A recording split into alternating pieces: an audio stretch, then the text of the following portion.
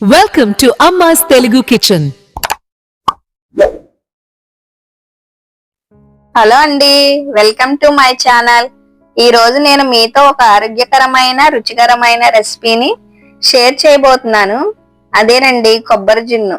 దీనికి తయారు చేయడానికి మనకు అవసరమైన పదార్థాలు కొబ్బరి పాలు, పంచదార, కార్న్ ఫ్లోర్ మరియు కొంచెం యాలకుల పొడి. దీన్ని తయారు చేయడం చాలా సులభం అండి. ఇది పిల్లలకి చాలా మంచిది కూడా.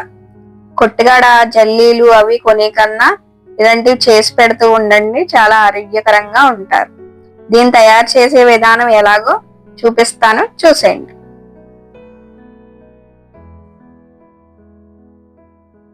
కొబ్బరి జున్నుకి నేను 2 చెక్కలు కొబ్బరి చెక్కలు తీసుకున్నాను. చిన్న చిన్న ముక్కలుగా కట్ చేసుకుని మిక్సీ జార్లో వేసుకున్నాను.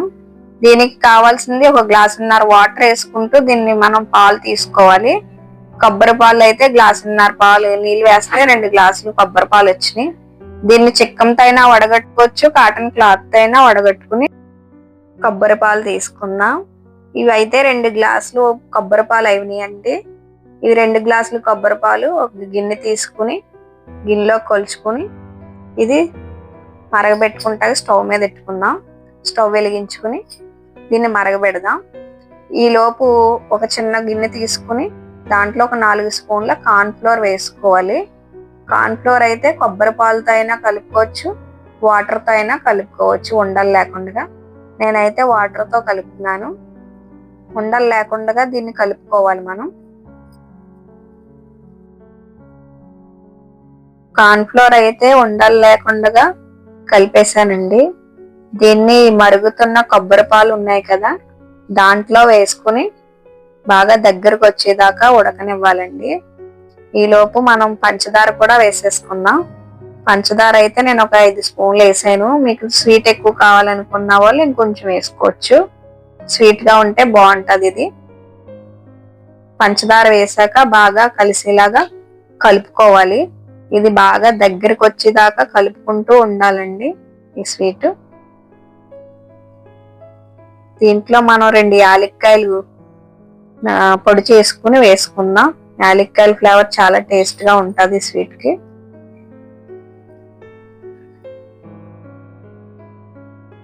దగ్గరికి వచ్చేదాకా కలుపుతూనే ఉండాలండి.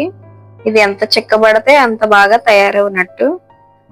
ఇంకా ఆల్మోస్ట్ కొంచెం ఉడికితే అయిపోయినట్టేనండి ఈ స్వీట్.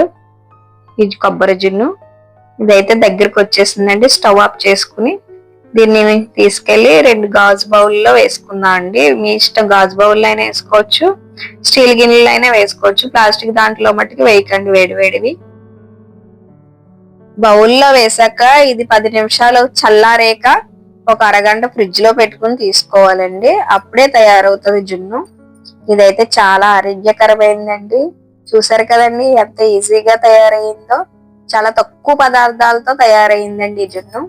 ఇది మట్టి పిల్లలకి చేసి పెడుతూ ఉండండి, మళ్ళీ మళ్ళీ కావాలంటారు.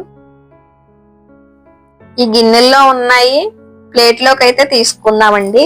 చాకుతో రౌండ్ గా తిప్పితే అవి వస్తాయి, ఊడొస్తాయి. ఇంకోటి కూడా ఉంది కదండి, అది కూడా తీసేసుకుందాం. చూసారు కదండి ఎంత బాగా వచ్చినాయో.